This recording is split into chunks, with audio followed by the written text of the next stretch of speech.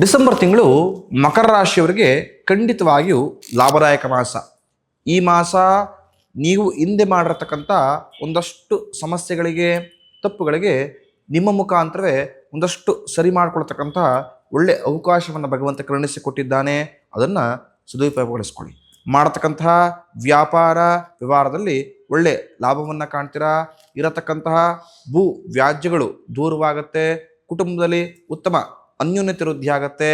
ಹಾಗೆಯೇ ಹೊಸದಾಗಿ ವ್ಯಾಪಾರವನ್ನು ಮಾಡತಕ್ಕಂಥವ್ರಿಗೆ ಅನಿರೀಕ್ಷಿತವಾಗಿ ಲಕ್ಷ್ಮಿಯ ಆಗಮನವಾಗುತ್ತೆ.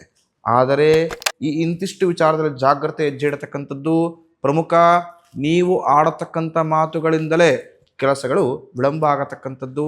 ಹಣಕಾಸಿನ ವ್ಯವಹಾರ ಮಾಡತಕ್ಕಂಥವರು ಜಾಗ್ರತೆಯಿಂದಿರಿ. ಈ ಮಾಸ ಆರೋಗ್ಯ ಸಮಸ್ಯೆ ಇದ್ದವರು ದೂರದ ಪ್ರಯಾಣವನ್ನು ಮಾಡಬೇಕು ಅಂತ ಹೇಳಿದ್ರೆ ಕೊಂಚ ಮಟ್ಟಿಗೆ ಅದನ್ನು ಪೋಸ್ಟ್ಪೋನ್ ಮಾಡಿದರೆ ಸೂಕ್ತ. ಇಲ್ಲದಿದ್ದರೆ ಸಂಪೂರ್ಣ ಪ್ರಯಾಣ ಕಷ್ಟದಿಂದ ಹಾಗೂ ಸಂಕಷ್ಟದಿಂದ ಕೂಡಿರುತ್ತೆ.